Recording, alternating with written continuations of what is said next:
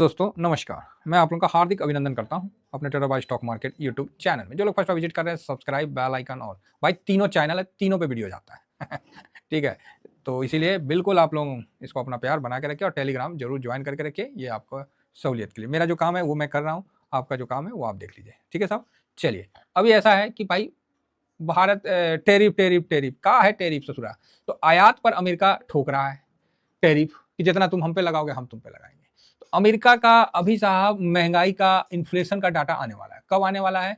तो ये आने वाला है 12 तारीख को। ये आपको ये यहाँ अभी दिखा रहे हैं। तो ये अरे इसमें तो 13 फरवरी दिखाने लगा, ये है कौन चीज? ओके, अच्छा इसका पीपीआई निकल आया। इसका इन्फ्लेशन का भी डाटा, हाँ इन्फ्लेशन का डाटा देखिए 12 तारीख को आएगा। तो टेंशन मत लीजिए, आज 10 हो गया, 2 दिन बाद आएगा, पता चल जाएगा कितना दूध कितना पानी। ठीक है, तो तब तक बर्दाश्त करना पड़ेगा। क्या बर्दाश्त करना पड़ेगा कि अमेरिका जो टैरिफ का हंटर चला रहा है, अगर भारत पे भी चला दिया तो भारत एक्चुअली निर्यात क्या करता है। तो मैंने जस्ट एक ऐसे गूगल में सर्च करके देख रहा था, तो यहाँ सामने निकल के आया कि भारत से अमेरिका को दवा का निर्यात सबसे ज्यादा होता है। वहां से भले दारू लाते हैं लेकिन दवा तो भैया हम ही देते हैं। ठीक है, भारत से अमेरिका को दवा का निर्यात, भारत के कुल दवा निर्यात का 31% से ज्यादा, मतलब 31% यहां टैरिफ लगा ना, तब तो भैया ये इंडेक्स की ना बैंड बच जाएगी, तुतरी बच जाएगी, तितर हो जाएगा। क्या हो जाएगा? तितर, तितर की तरह छटपटाने लगेगा और इंडेक्स नहीं, अर्थव्यवस्था पे भी इसका काफी असर आएगा। अगर ये मेडिसिन पे लगा देता है तो भैया हम लोग जितना बनाते हैं ना 31% दवा, तो अमेरिका चला जाता है और जो दवा जाता है वो सब A1 क्वालिटी का होता है।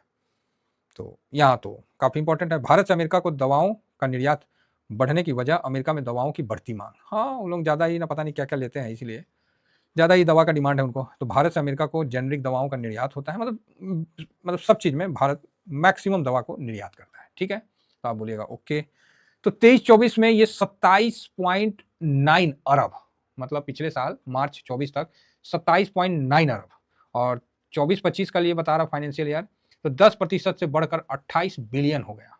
तो चलो जी 28 बिलियन ये कम नहीं है, हमको मेटल पे फर्क नहीं पड़ा, हम लोग को यहाँ पर ही फर्क पड़ेगा। ठीक है, तो बस एक इन्फॉर्मेशन है, इन्फॉर्मेशन की तरह लिया जाए, है ना, ज़्यादा यहाँ माथा पीछी नहीं करने का, इन्फॉर्मेशन और जो बताने जा रहा हूँ उसको समझ जाइए, काम हो गया। तो फार्मा इंडस्ट्रीज को हम लोग फार्मा 20 से करते हैं कवर, ये अपना एनएससी का है। देखिए हम लोग कोई भी डाटा देखते हैं ओनली फॉर एनएससी से देखते हैं, और ये चीज़ मैंने आप लोगों को बताया है कि कोई भी डाटा देखना एनएससी से ही देखना है साहब, बाकी कहीं से कुछ मत देखिएगा। सब ना गंडा गोल कर देता है। क्या कर देता है? गोंडा गोल, फिर गड़बड़ा जाइएगा, फिर बोलिएगा जा हम तो देखे थे कुछ और ये कुछ और हो गया। तो यहाँ 10 तारीख को आप देख सकते हैं कि आज कुछ नहीं हुआ, 4 करोड़ बस है, कुछ नहीं। सोचिए, तो यहाँ पर ही फार्मा में कोई अभी खरीदारी ना हो रही है, इसीलिए थोड़ा सा मैंने इसलिए आपको यहाँ ध्यान आकर्षित किया फार्मा इंडेक्स पे। तो हम इंडेक्स पे बात करेंगे, है ना, इंडेक्स पे तो बात कर ही सकते हैं, तो इंडेक्स पे ही बात करते हैं। कोई बाई सेल तो रिकमेंडेशन नहीं है, इन्फॉर्मेशन के रिगार्डिंग जरूरी है। तो यहाँ सर एक निफ्टी फार्मा, इसने जो साहब हाई बनाया था ना, तो 23,670 का हाई बनाया था। कितना का बनाया था? 23,670 का। ये क्या है? Nifty pharma. ठीक है, फार्मा इंडस्ट्रीज को कवर करता है। टैरिफ का कहानी अगर यहाँ लगता है तो फार्मा आपको नीचे आता हुआ दिखेगा इंडेक्स। तो इसका बेनिफिट हम लोग किससे ले सकते हैं? फार्मा 20 से। तो अभी कोई बाय मत करिएगा, कोई सेल मत करिए, समझ रहे हैं मेरी भावना, समझ रहे हैं कि टैरिफ लगा तो भाई साहब ये पेंडुलम की तरह नीचे आएगा, लिफ्ट की तरह, जानते हैं ना, गिरने में भारतीय नहीं, मतलब बहुत तेज है। स्टील गिर रहा है, चलो हम भी गिर जाते हैं। स्टील बढ़ रहा है, चलो हम भी बढ़ जाते हैं। बढ़ने में साथ देना दे, गिरने में तो निफ्टी गिर रहा है, हम गिर जाते हैं, खामोखा गिर जाएंगे। एक फायरिंग हुआ नहीं, किसी को गोली लगानी, पहली मर जाओ, जाओ हम तो चिताने लेट गए, खत्म जान प्राण त्याग दिए, जाओ। तो वही सिस्टम है, गिरने में हम बहुत आगे हैं। तो आज देखिए फार्मा भी तड़ाक से निकल लिया, कहीं ना कहीं डर।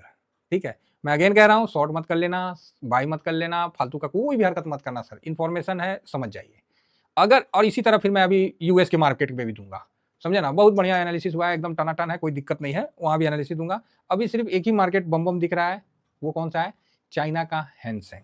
अच्छा तेजी है उसमें, है ना, जो ETF है, अच्छा तेजी है, लेकिन हम तो करेंगे नहीं, हम तो सिल्वर से कवर करेंगे, सिंपल सी बात है। क्योंकि चाइना अगर कहीं लपेट लिया ना, वो बहुत भयानक लपेटता है, चल गया तो चांद तक, ना तो रातों तक नहीं चलेगा, शामों तक नहीं चलेगा, पहली उसका ठूस ठास हो जाएगा। तो सर ये मेडिसिन जो है ये भारत का है, काफी अमेरिका में निर्यात। अगर इस पे कुछ होता है तो ये मेडिसिन अभी 23,670 23,700 के लेवल से टूट के अभी नीचे आ गया है 21,662 के पास। ठीक है, तो कितना % का करेक्शन हो गया है? तो यहाँ आप देखिएगा तो मोटा मोटी ये करेक्शन जो है आज भी गिर के तकरीबन 9% का। तो आप बोलिएगा सर 9% का करेक्शन तो बढ़िया हो गया, तो इसमें हम अपना लॉट बढ़ा सकते हैं। गलती मत करिए मेरे भाई, कुछ गलती मत करिए। ये फार्मा है, बहुत दुखी किया था हम लोग को 23 में। 23 में ये 12 चलता था, अब 12 में खरीदे थे, 11 ला के ना उठबे नहीं किया। फिर ऐसा भागा ना कि 15, 17 और 22 और 24, याद होगा आप लोगों को, प्रॉफिट तो बहुत बुक किए। तो सेक्टर है 9% गिरा हुआ है, तो क्या और नहीं गिर सकता है? बिल्कुल गिर सकता है, बिना किसी संदेह के कहते हैं कि और भी गिर सकता है। ये फर्स्ट क्लास गिर सकता है। ये 20% टूटेगा, 9% टूटा है, जबरदस्ती एक्साइटमेंट में ज्यादा बाइंग मत कर लीजिएगा, नहीं तो पार्किंग फर्स्ट क्लास हो जाएगा।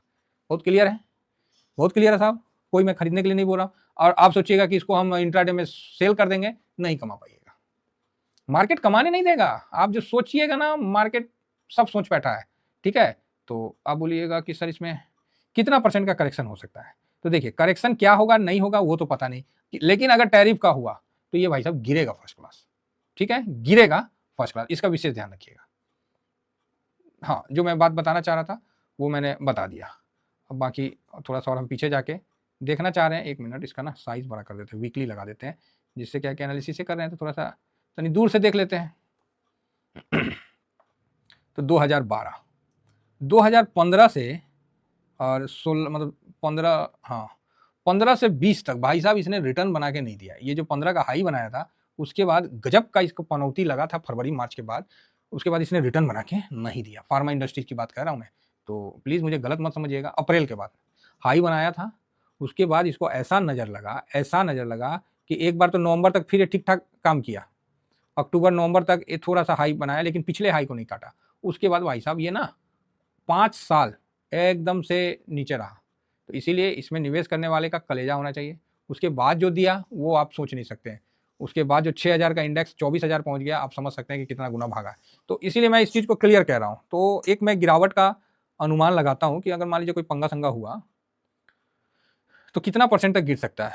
कोरोना काल तक भी ले लिए तो ये 50%, 53.66 दिख रहा है। चलो अब मोटा मोटी 55% गिरा है, ठीक है। बीच में थोड़ा बहुत बाउंस बैक दिया है, नहीं तो लटका के रखा है लोगों का पैसा। क्लियर है? तो आप बोलोगे ओके, तो अभी के लिए सर क्या करना है? तो भैया अभी के लिए सिंपल सी बात है, बिल्कुल यहाँ पर ही शांति के साथ बैठ के देखना है। तो अगर ये नीचे आता है 50% जिस तरह उसमें दिखा रहा है, मैं ये नहीं कहता हूँ कि 50% टूटेगा, लेकिन इसको कम से कम सेक्टर है तो 24-25% तक टूटने का एक नॉर्मल अनुमान हम बना सकते हैं। रही बात परसेंटेज के हिसाब से, तो एक साल में इसने 15-16%, 17% का रिटर्न अभी के हिसाब से दिया है।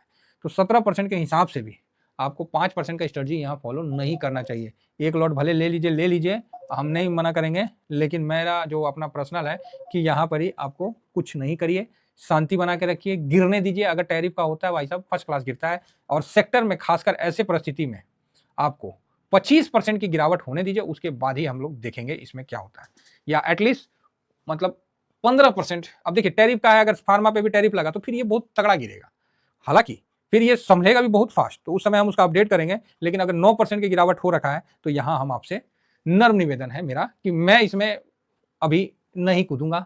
अब आप देख लीजिए आपको क्या करना है, ठीक है। ये हाई बनाया लेकिन पिछला हाई को काटा नहीं, तो ये भी एक संकेत दिया। अब यहां आया है, कहीं टैरिफ का कोई इस पे लागू हुआ, ये भाई साहब धराम से नीचे गिरेगा। और ये मत सोचिए कि ये इंडेक्स है तो ये 20% 25% नहीं टूट सकता, बिल्कुल स्मूथली टूट जाएगा। तो इस पे विशेष ध्यान हम लोग बनाए रखे हैं। ऐसा नहीं है कि इस पे निवेश नहीं करना है, जब मौका मिलेगा। इसीलिए ना बोले, जो लोग टेलीग्राम नहीं ज्वाइन किए, टेलीग्राम ज्वाइन कर लीजिए। आज के टाइम में इंपॉर्टेंट ये नहीं है कि आपका कोई पैसा बना के दे रहा है कि नहीं दे रहा है, इंपॉर्टेंट ये है कि भैया पैसा कैसे बचा ले, 2 पैसा ये सबसे ज्यादा इंपॉर्टेंट है। तो इसमें जो हम लोग का जो फर्स्ट मतलब थोड़ा सा बाइंग जो होगा, तो कम से कम ये 19 का लेवल में आने दीजिए। फार्मा 20 के हिसाब से 19, अभी चल रहा है 22-15, नहीं खरीदेंगे, 19 पे आने दीजिए, फिर हम मूड बनाएंगे, ठीक है। बहुत क्लियर बताया हूँ, बहुत स्पष्ट बताया हूँ, इससे ज़्यादा स्पष्ट मैं बता नहीं सकता, जो बातें क्लियर है। तो यहाँ पर साहब आप, ये हमारा टेलीग्राम है, जरूर ज्वाइन करिए, व्हाट्सएप ग्रुप है, जरूर ज्वाइन करिए। इससे क्या होगा कि मार्केट में कहीं आप अनाप शनाप जगह पार्किंग ना कर दें, ये बहुत इंपॉर्टेंट है इस समय, अन्यथा तो पार्किंग कराने वाले तो लोग बैठे ही हैं। चलिए, यहाँ मैं डिसिप्लिन को तोड़ने कहूँगा, क्योंकि जो न्यूज और टैरिफ का जो है, ये किसी भी इंडेक्स को 20% 25% आराम से हिला सकता है। Thank you very much. जय हिंद, जय भारत।